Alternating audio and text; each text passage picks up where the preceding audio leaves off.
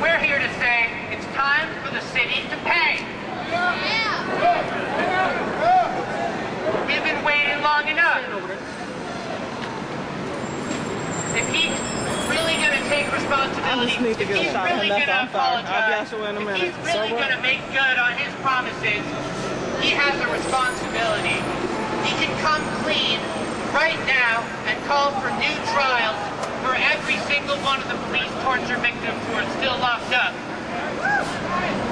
We know of at least 24 men who are sitting behind bars because they were electroshocked, suffocated with plastic typewriter bags. And it's time to get justice for these men.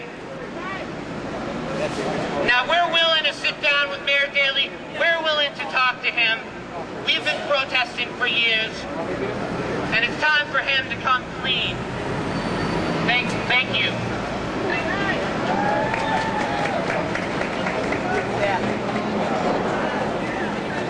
It's time to hear from a mother of a wrongfully incarcerated son.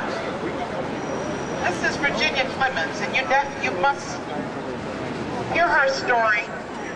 Take a look at her son's picture. He was 16 years old when he was wrongfully incarcerated. I present to you Virginia Clemens.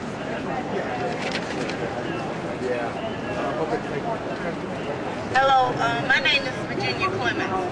My son has been in jail, prosecuted as an adult juvenile, one of the first juveniles to be prosecuted. When he was put in jail, I never was informed that he was in jail until he was supposed to have signed a say-so confession. The confession has never been brought to justice. No one has never seen this confession. During this particular time, it was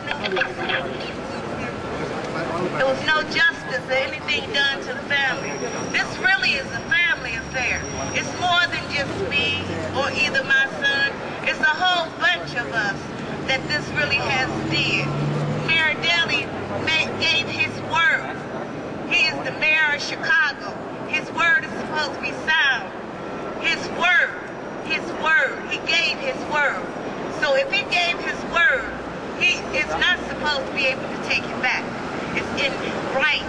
It's in black and white what he's supposed to be doing. These people who had a lawsuit against the city, they have not got a penny from this, not even a penny.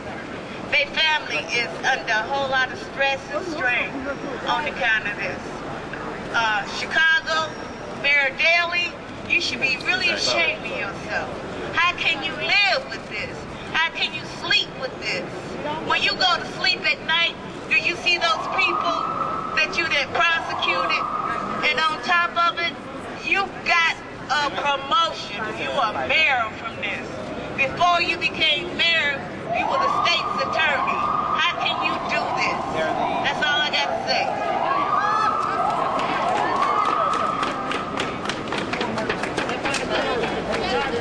Virginia, how? Virginia. Finance justice, not torture. Finance justice, not torture.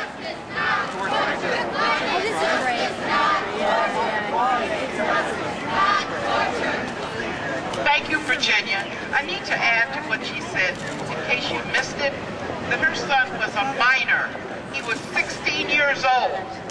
So these guys don't hesitate to torture people who are minors. It doesn't matter whether you're minor, whether you're poor, whether you're black or brown or female. They don't discriminate on any of that. They discriminate because they're in power and because they can do, when you're not caught on camera, you can do whatever you darn well please. All right. Our next speaker is Gator Bradley. And we're going to have to remind speakers that we are on a 2-minute limit here. I'm not speaking sound bites anytime I want to take the truth. Bring the 2-minute rationale to me. But what I got to tell you, don't take 2 minutes. There's a police officer, former police officer named William Henderson. One of the officers that put the typewriter bag over Aaron's face. This police officer, Klein, had him come and give sensitivity training to the police officers in 2003.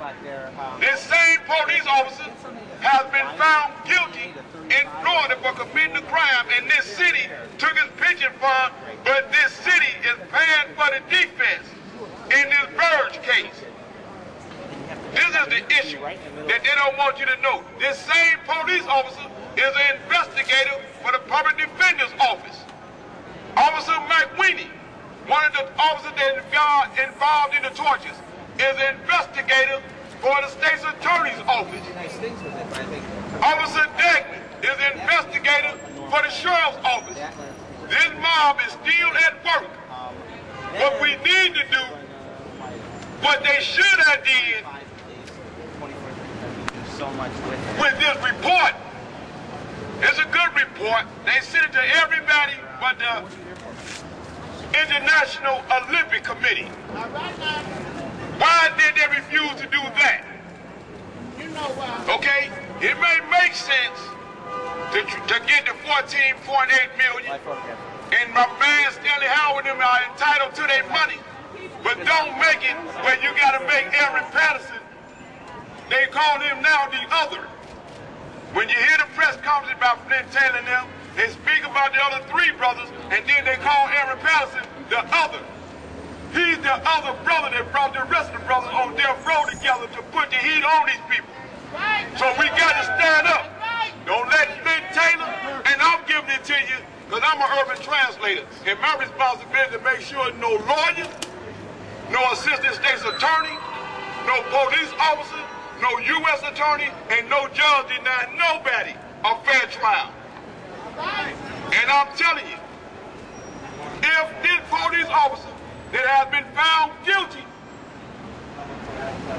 and they said he took his pension fund, and they still paying his defense for putting a typewriter bag over Aaron Patterson's face, I ain't telling you what I heard.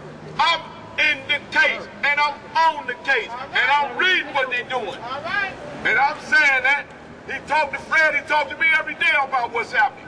So, we need to tell Daley and the city council, if they took that police officer's pension, how in the hell are the taxpayers paying for his defense?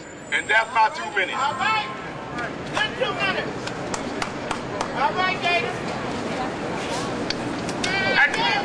Don't be a coward. Time to free Stanley Howard. Hey, Daley, don't be a coward. Time to free Stanley Howard. Mayor Daley, don't be a coward. Trying to free Stanley Howard. Mayor Daley, don't be a coward. Trying to free Stanley Howard.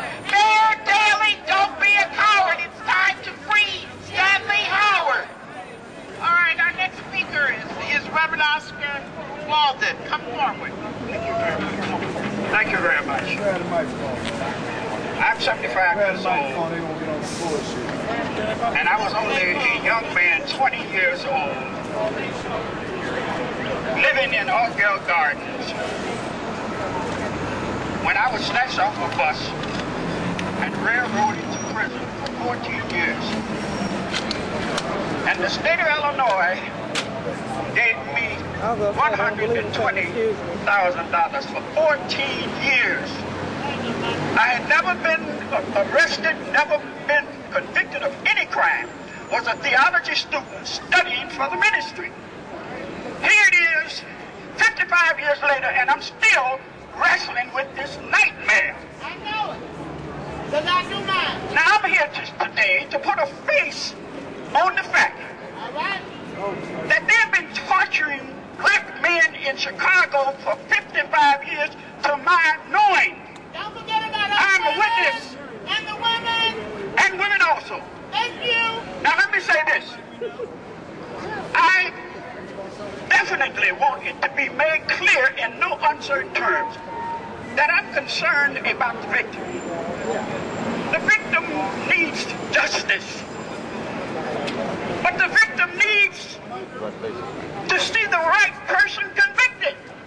The person that raped this woman that I'm convicted for is walking around in the city of Chicago right now.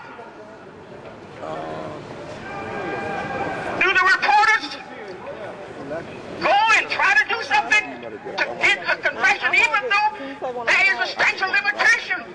Your name on it? So that justice might be done. I can send you an email. I give you my name. That'll work. Okay. I think you met Jamie before. There's a man right now.